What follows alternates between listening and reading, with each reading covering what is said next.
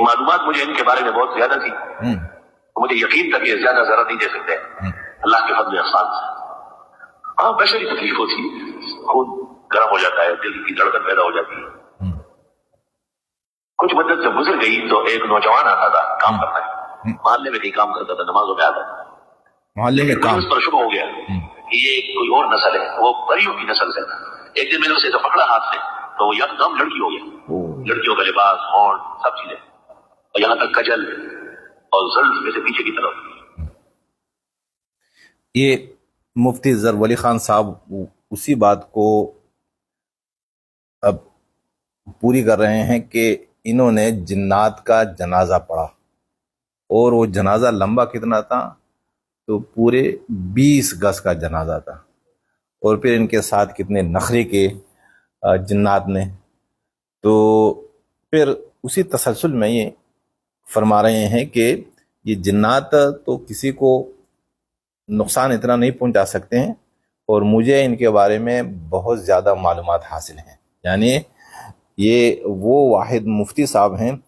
کہ انہیں جنات کے بارے میں بھی بہت زیادہ علوم ہیں۔ اب یہ کہہ رہے ہیں کہ ایک لڑکا محلے میں کام کرتا تھا اور آ کے ان کے پیچھے نماز پڑھتا تھا، انہیں شبہ ہوا کہ کسی اور نسل سے ہے، تو ایک دن انہوں نے اپنے کمرے میں بلایا اور اپنے قریب کیا اور ہاتھ سے پکڑا۔ جب ہاتھ سے پکڑا تو اس کی شکل بدل گئی، ایک دم لڑکی آ گئی، زلفیں تھی، کھاجل اور سرما، سب کچھ۔ تو یہ ان کی باتوں میں تضاد ہے۔ ایک تو یہ ہے کہ آپ نے اگر جنات کا جنازہ پڑھا ہے یا پڑھایا ہے نا، انہوں نے پڑھا،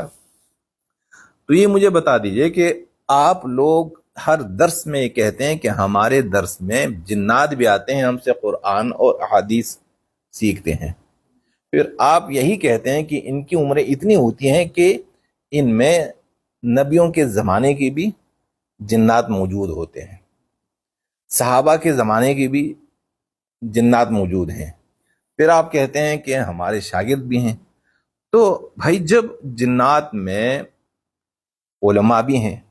آپ کے شاگرد بھی ہیں، آپ کے اساتذہ بھی ہیں، تو پھر وہ اپنا جنازہ کیوں آپ کی مسجد میں لے کر آ رہے ہیں کہ حضرت ان کا جنازہ پڑھا ہے؟ ایک تو یہ بات غلط ہو گئی۔ دوسری یہ بات ہے کہ یہ کہہ رہے ہیں کہ ایک لڑکا تھا محلے میں کام کرتا تھا،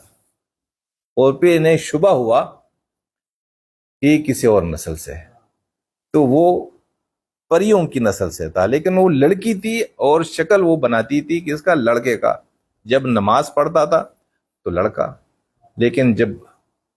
نماز کے بغیر تو لڑکی۔ تو بھائی اگر وہ جن تھا یا اگر وہ پری تھی تو اسے کیا ضرورت تھی کہ محلے میں کام کرتا تھا؟ جنات کام کرتے ہیں، وہ اگر ٹھیک ہے درس کے ٹائم پہ اگر حاضری لگاتا تو ٹھیک ہے، ہم مان لیتے ہیں، لیکن محلے میں کس کا نوکر تھا یا کس کی نوکرانی تھی، کیا کام کرتا تھا، اور آپ کو کیسے شبہ ہوا کہ یہ انسان نہیں ہے؟ تو اس طرح کے واقعات ہیں، یہ سب جھوٹ پر مبنی واقعات ہیں، اور میں نے کل بھی کہا کہ یہ ان کی غلطی نہیں ہے، انہوں نے اپنے اسلاف سے یہی سنا ہے، اور انہوں نے اپنی کتابوں میں یہی پڑھا ہے کہ فلاں بزرگ صاحب کے پاس جنات آتے تھے، فلاں شیخ عبدالعزیز کے کمالات یہ دیکھ لیجئے،